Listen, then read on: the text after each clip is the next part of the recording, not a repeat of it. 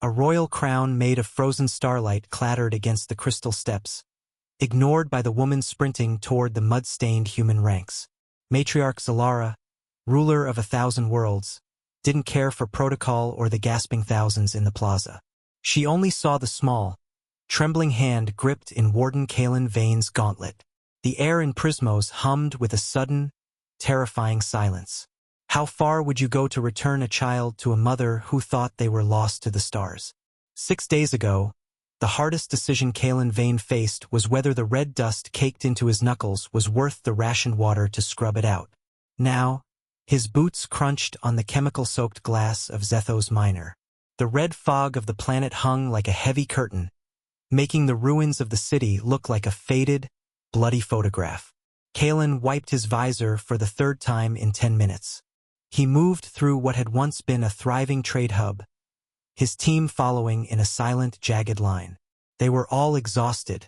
Their movements were heavy with the weight of 48 hours spent searching through the skeletal remains of the sector for anything the obsidian vein might have left behind. Beneath the scorched debris, a sliver of silver metal glinted. A scout had found a door buried under a mountain of permacrete and twisted rebar. It was too clean to be part of the collapse. Kalen stepped over a jagged piece of hull plating to inspect the seal. He knew the crystallos were sensitive to their environment. Their skin wasn't just decorative. It was a biological sensor that relied on light-frequency absorption. High-intensity rays could burn them, but complete darkness, the kind found in the obsidian veins' subterranean labor camps, led to a condition called structural dimming. Without specific photon intake, their crystalline lattice began to fracture from the inside out. They didn't just lose their hue, they literally shattered, which meant the obsidian vein hadn't just left. They had fled in a panic, leaving their prisoners to crumble in the dark. The team worked for 20 minutes to clear the entrance. When the seal finally broke, the air that rushed out smelled of ozone and deep, chemical rot. Kalen switched on his shoulder-mounted floods and led the way down the stairs. The facility was a maze of narrow hallways and locked doors. Most were empty, save for the dust and the lingering cold. Vane felt the metallic tang of a stale, recycled protein bar at the back of his throat. It was a familiar, unpleasant taste that usually accompanied the realization that a mission was about to get much worse. He adjusted the strap of his rifle. At the end of the final corridor, a reinforced door stood isolated. No label, no window. Kalen forced the locking mechanism, the metal screaming against the silence of the hall. Inside, the room was small and damp. He saw her in the corner. She was a small, huddled shape, her skin a dull, bruised gray that shouldn't exist on a healthy child. Her crystalline limbs were covered in fine, spiderweb cracks. Kalen knelt, his armor whirring softly as he moved. "It's all right," he said, his voice sounding too loud in the cramped space. "We're here to take you out."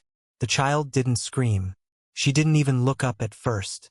But as Kalen reached out, a tiny, cold hand reached back. She clamped her fingers onto the edge of his armored forearm. It was a weak, desperate grip, but it held. He could feel her tremors through the ceramic plating of his suit.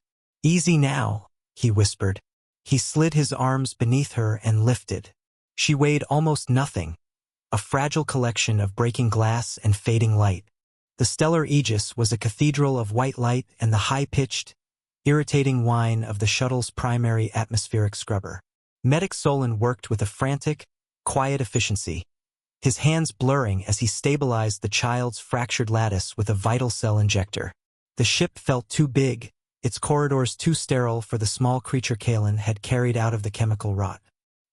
He refused to leave the medbay, sitting on a hard metal stool that bit into his thighs, ignoring the concerned glances of the crew. When the intelligence report finally flickered onto Kalen's datapad, the truth hit him harder than a kinetic round. The file showed a lineage that stretched back centuries, a line of matriarchs who had held the sector together through sheer will. Alara Ser the Vas Azura. The child was small, too small for the weight of an entire empire. Captain Brooks tried to argue for a standard diplomatic transfer at the edge of the system. He had stood in the doorway, his voice echoing in the hollow medbay as he spoke of high-value assets and political leverage. Vane hadn't listened. his hand hovering near his sidearm in a silent, jagged warning until the captain sighed and ordered a direct course for Prismos. The 3-day journey was a slow transition from shadow to light. Kalen spent the hours showing Alara old files of Earth's oceans, the blue water a stark contrast to the gray bruising of her skin. Slowly, the amber of trust began to bleed back into her crystalline features. By the time the ship entered orbit around the jewel-toned homeworld, she was no longer just a prisoner. She was a girl beginning to remember her own name. The descent was a kaleidoscope of turquoise oceans and continents that looked like living glass, a beauty that felt alien and abrasive to a man who had spent his life in the mud. And now, the stairs. The white-hot crystal of Prismos reflected the glare of 3 suns. Kalen felt the vibration of the singing crowd in the soles of his boots as the matriarch broke her royal stride, her regal purple skin shifting to a brilliant, desperate gold that matched the child's. The mother ran. Under the glare of the 3 suns, matriarch Zalara discarded her crown and sprinted toward them, her robes catching on the sharp edges of the crystal stairs while thousands of her subjects raised a unified, haunting melody that seemed to vibrate through the very fabric of the atmosphere. She collapsed in a heap of fabric and emotion. Liquid crystal tears shattered like diamonds on the ground as she pulled Alara into an embrace that defied the laws of political distance. Kalen stepped back, his shadow stretching long across the plaza. The matriarch's hand found his armored forearm, the same spot where Alara had first gripped him in the dark. There was no protocol in her touch, only the raw, electric weight of a mother's gratitude. She looked at him with eyes that saw the mud on his boots and the red dust in his knuckles and found them more beautiful than any crown. The ring of kinship felt cold and impossibly heavy on his finger as the shuttle cleared the atmosphere.